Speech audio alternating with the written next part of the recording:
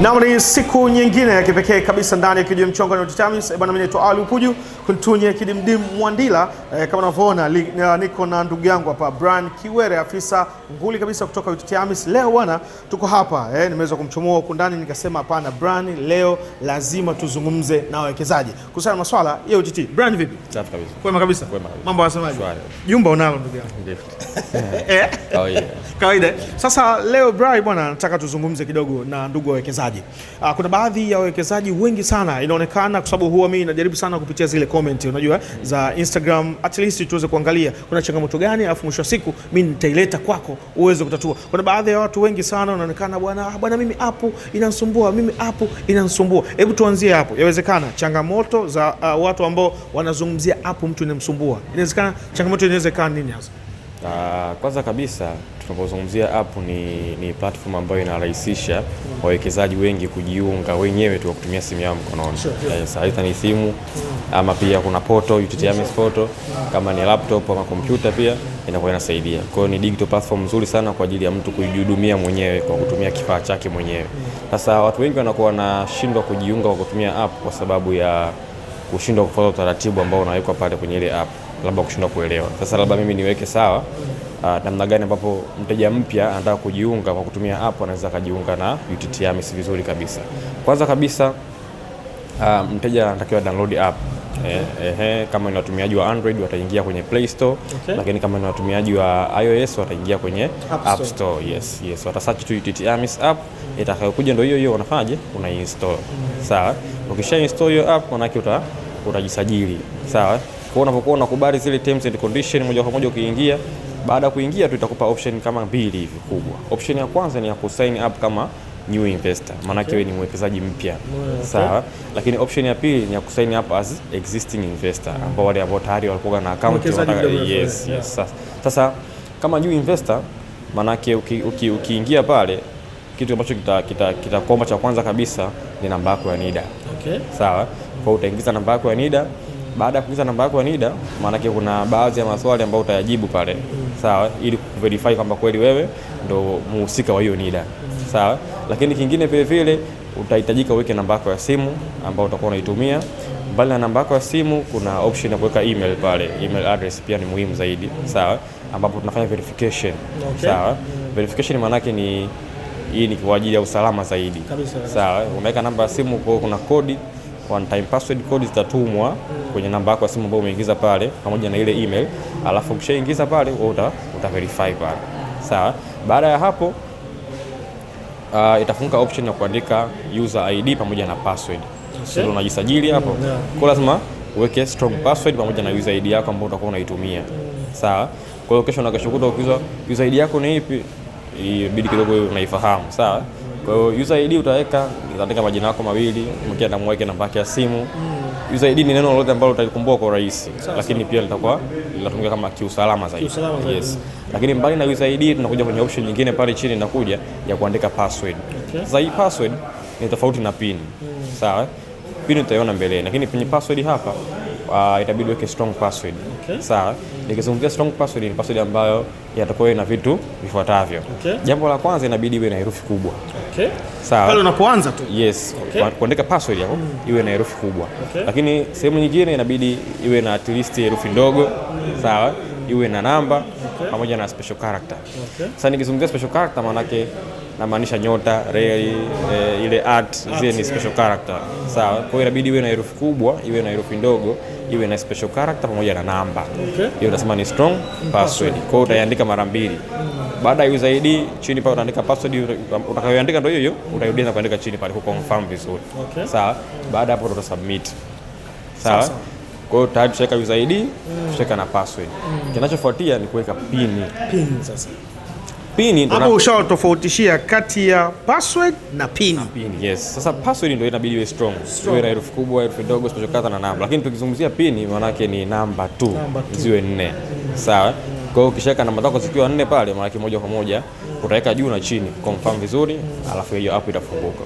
Kwa hiyo app ikishafunguka maana yake umeshapata usajili wa awali, bado hujapata account number. Si unanielewa? Yes. Kwa hiyo sasa kwenye kupata account number kwenye ile app kuna vitu vingi sana pale. Kwa hiyo wewe utaenda moja kwa moja kwenye sehemu imeandikwa create account. Sawa? Kwenye hiyo app Pale kulia nafikiri katikati wanasema tu create account. Okay. Uta create account. Sasa kutokana na wewe una malengo gani ya kiuwekezaji, mifuko sipo 6, kwa unataka mfuko gani? Okay. Sawa, kwa utabonyeza mfuko ambao unataka wewe pale kwenye ile app. Ukishafungua utaweka benki yako. Sawa, ni muhimu sana, bila benki utashindwa kuingia. Kwa hiyo ukishaka benki yako pale, na hiyo benki ni lazima majina yafanane na kwenye NIDA yako. Umeelewa? Kwa hiyo ukishaka benki yako vizuri moja kwa moja, uta accept zile terms and conditions kama kawaida, uta submit, utapata account number yako kwa ajili ya kuanza uwekezaji. Kwa hiyo ni kwa ajili ya wale wawekezaji ambao ni wapya kabisa. Okay. Na tukizungumzia kwa ule ambaye labda ni existing. Alikuwepo. Yes. Amefungua sasa. Lakini anakuambia bwana, mbona kama naona changamoto ziko nyingi sana, na yeye ni mwekezaji wa muda mrefu. Sawa. Sasa kama ni mwekezaji ambaye tayari ana account number yake, maana ni existing investor, huyu yeye ambacho anataka kuingia, kama unakumbuka pale mara ya kwanza tunazungumzia, kuna option ya kuingia kama new na kuna option ya kuingia kama existing. Sasa sisi ambao tuna account tayari tutaingia kama existing investor. Sasa tuna exist kama wawekezaji. Kwa hiyo tukiingia kama existing investor pale, itakuomba uandike ile account number yako. Sawa? Kwa hiyo kama una zaidi ya account number moja, sisi tutaomba uandike moja kati ya zile account number zako zote. Kwa hiyo utaandika ile account number yako pale. Ukishaandika ile account number, utatumia OTP kama kawaida. Sure. Kwa sababu za kiusalama, si ndio? One time password itatumwa kwenye namba yako ya simu ambayo ulijiungia hiyo account number. Na hiyo ndo katika kitu muhimu hasa, mtu asije akaandika namba nyingine. Kwa hiyo unaandika namba hizo, OTP zitatumwa kwenye namba ya simu ile ambayo ulijiungia kwenye ile account number. Sawa? Kwa hiyo OTP utaziandika pale, kisha ingia utaziandika pale, then hapo itafunguka. Sawa? Na itakupa option ya kutengeneza user ID yako kama kawaida, password pamoja na pin, alafu itafunguka. Kwa hiyo tofauti unapotokea ni pale tu kwenye existing na new. Sawa? Watu wengi wamekuwa wakichanganya kwenye option ya new na existing. Watu wengi mtu mwingine anakuta ni tayari mwekezaji lakini anaingia kwenye new. Okay. Lakini kwa hapo ni makosa. Unabidi uingie kwenye existing investor sababu wewe tayari ni mwekezaji. Okay. Yes. Sasa la endapo sasa ikitokea labda unajua sio kila mtu anaweza kaa nimuelewa. Sasa anahitaji kuweza kuelekezwa nambari za simu, labda sometimes katika call center zetu anataka kuhitaji kupiga simu. Yes, sasa kuna huduma kwa wateja, kwa wale ambao tayari walikuwa wanafanya hizo process lakini wanahitaji msaada kidogo kutoka ofisini. Namba zetu ni 0800 11 20 20 0800 11 20 ni namba ya bure. Muda wote, wakati wote unapiga unapata usaidizi. Okay. Yes. Muda wote, wakati wote, kuanzia saa 2 mpaka saa 11 jioni. Saa 11 jioni. Kuna mtu asije akapiga saa 6 usiku akaona kwamba linawezekana UTT mbona mpokei Simba. Hapana, sio masaa 24. Kwa masaa 24 bado. Na katika siku za kazi? Siku za kazi ni kuanzia saa 2 mpaka saa 11 Jumatatu mpaka Ijumaa, siku ya kazi. Yes. Yeah. Okay, sasa bwana, mimi nafikiri kwamba Brai hapo kidogo utakuwa umeweza kurekebisha zile changamoto ambazo watu wengi wameweza kulalamika kuhusiana na masuala ya app, changamoto za hapa na pale. Labda la mwisho ungependa kuwaambia nini hasa ndugu wawekezaji na soko wawekezaji kuhusiana na masuala ya UTT AMIS? Kuna watu mpaka leo hawaiamini UTT.